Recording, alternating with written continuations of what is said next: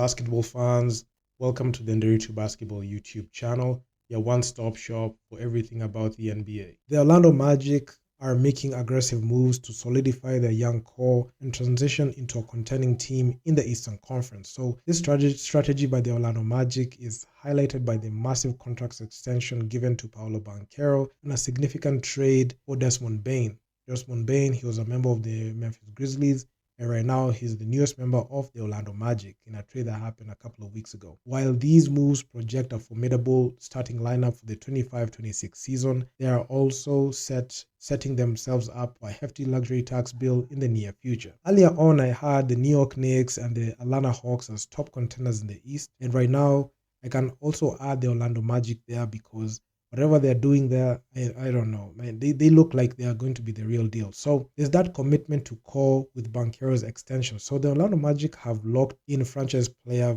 Paolo Banchero to a 5-year contract extension, potentially worth up to $287 million. So this rookie scale max extension includes a player option. It signifies the Magic's long-term commitment to building around and steadily improving Paolo Banchero. And also looking at the fact that the Orlando Magic need to maintain a core that can compete.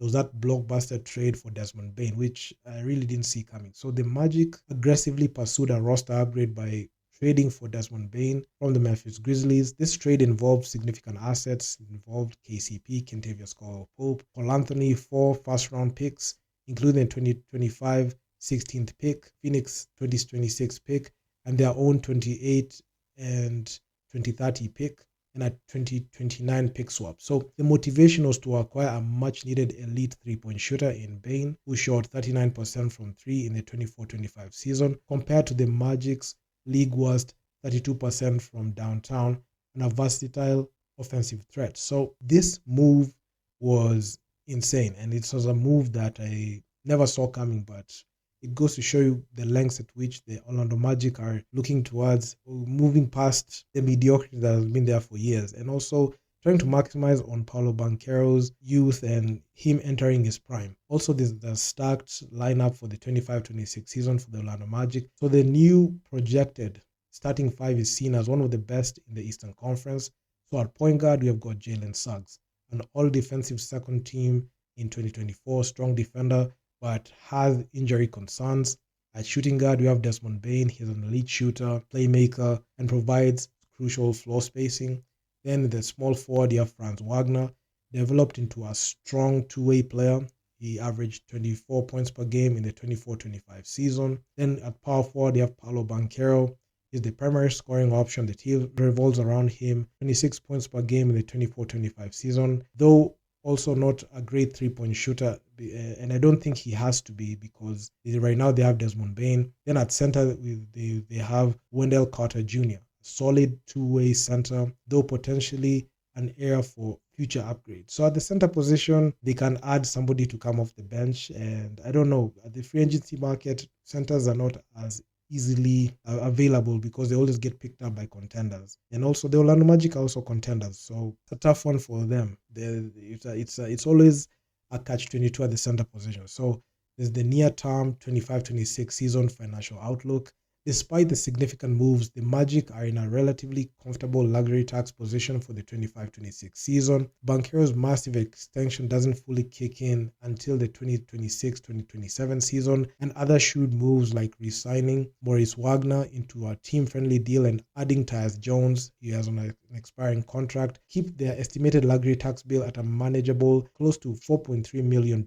So they don't have a hefty luxury tax in the near future. But for long term in the 26-27 season, the luxury tax avalanche will kick in. So the true financial impact hits in the 26-27 season with Banchero's new deal, along with Franz Wagner's near $42 million, Desmond Bane's $39 million, and Jalen Suggs' $32 million contracts. The Magic will have 4 players earning over $30 million.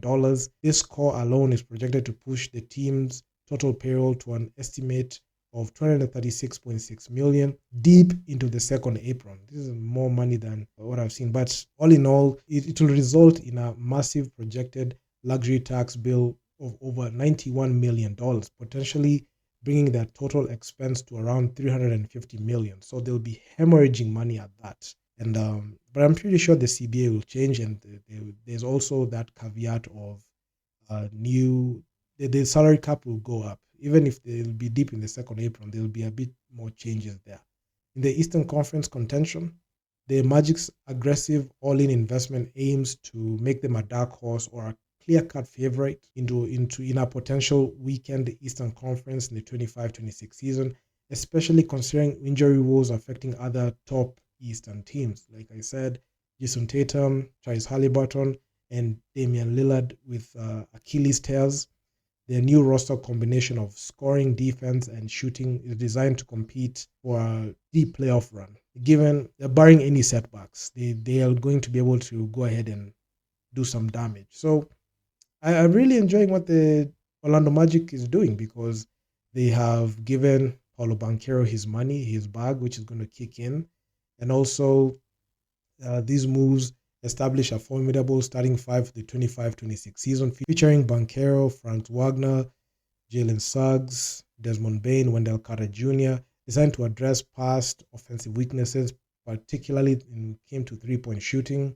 So while the Magic's luxury tax situation remains manageable in the immediate future, the long-term financial commitment will be immense. So in the 26-27 season, the team will receive a heavy tax bill where they pay 91 million in taxes, and the total expenses will balloon to 350 million. So despite the future financial hurdles, the Magic are embracing the costs as a necessary investment to capitalize on a potential Eastern Conference and achieve a deep playoff run and deep playoff success. So not necessarily, I don't think these taxes are going to affect them. Okay, they're going to have to pay the taxes, but I believe it's a worthy investment, because who would they be able to get if they didn't invest in their roster like this? So I mean, it's interesting to see what the Orlando Magic is doing, and they're trying to put themselves as a top team in the East, and they have one of the best starting lineups in the East. And right now, as we speak, if they're able to pull off a miracle and make it out of the Eastern Conference, this will be a testament of trusting the process, trying to see how they can create a roster that can win a championship, similar to what we've seen the Pacers. The Pacers, they are a non-luxury tax team, and they were fairly not even looked at as the favorites, because the Boston Celtics were there, Milwaukee Bucks were there. So the Orlando Magic are trying to get into that mix, and I feel like they're doing a very good job at that.